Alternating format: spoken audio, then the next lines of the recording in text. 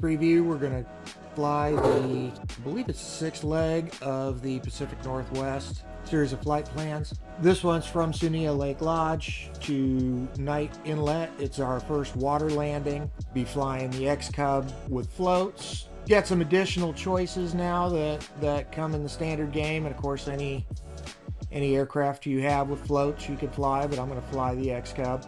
You'll find there's a shortage of airports in this part of the world. So there's a number of water landings and glacier landings just to keep the legs basically under 100 nautical miles. We tried to keep each leg under 100 nautical miles, so it's, so it's about an hour trip. Okay, so we're going to start off at Tsuniah Lake Lodge. I've got it loaded up in Flight Simulator, so we'll go ahead and fly it.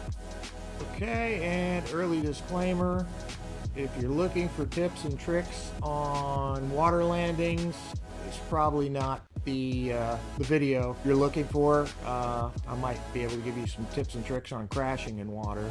Your floats on the X-Cub are going to create quite a bit of drag and weight, whereas in the X-Cub with wheels, you can pretty much climb over any of these peaks in the area around Tsuniah Lake. With the floats on, you probably want to make sure you're careful about how ambitious you get.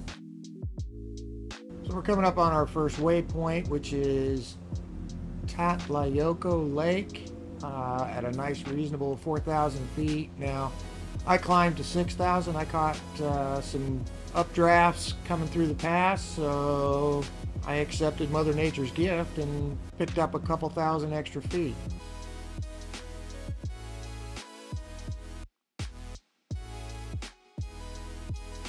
So we're coming up on the peak of, what is that, Cloud Drifter Peak. I got some good updrafts, so I was able to climb all the way directly here, but with the skis you may have to circle.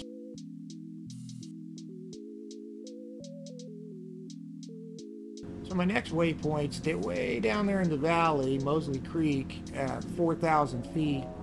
So I'm going to go ahead and pick up some speed, drop some altitude, see if I can gain some time. There's Mosley Creek down there. We're going to change our heading, I believe, fly up that glacier there. So at Mosley Creek, which 4,000's in the flight plan, but I didn't drop that far. I dropped to about just below 7,000, and we're going to have to climb back up to 9,800 to Unicorn Mountain, which is right there in front of us, I'm pretty sure.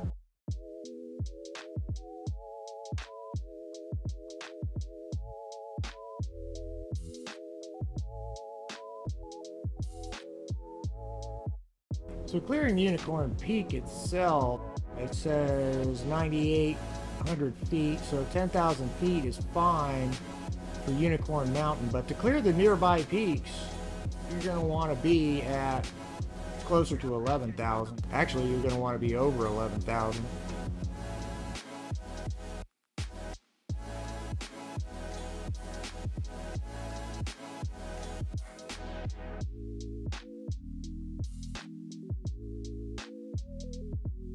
So we're coming up on Jubilee Mountain, and I'm flying to the peak, but there's really no reason to do that. What I would probably do is follow the glacier all the way down to the inlet, because basically Jubilee Mountain is just a point that gives you a nice descent over this little ridge line down into the inlet. So you can basically come down here, hook it around left or right, and hopefully the water's still.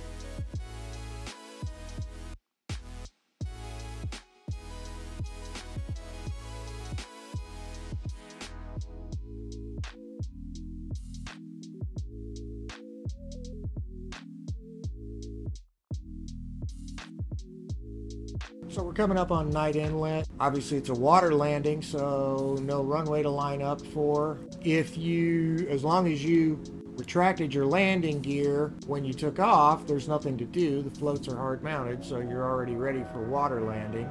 I'm gonna just drop down to 1500, I already turned on my landing lights, And let's take a look at how smooth the water is.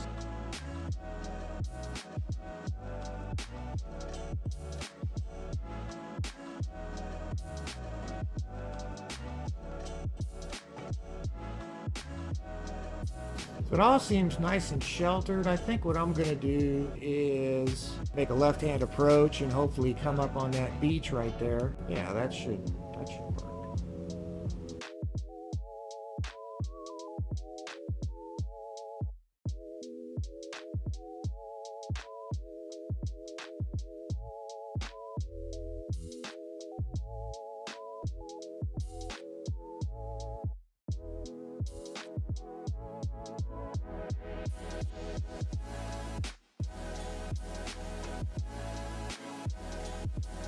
So here we are at Knight Inlet.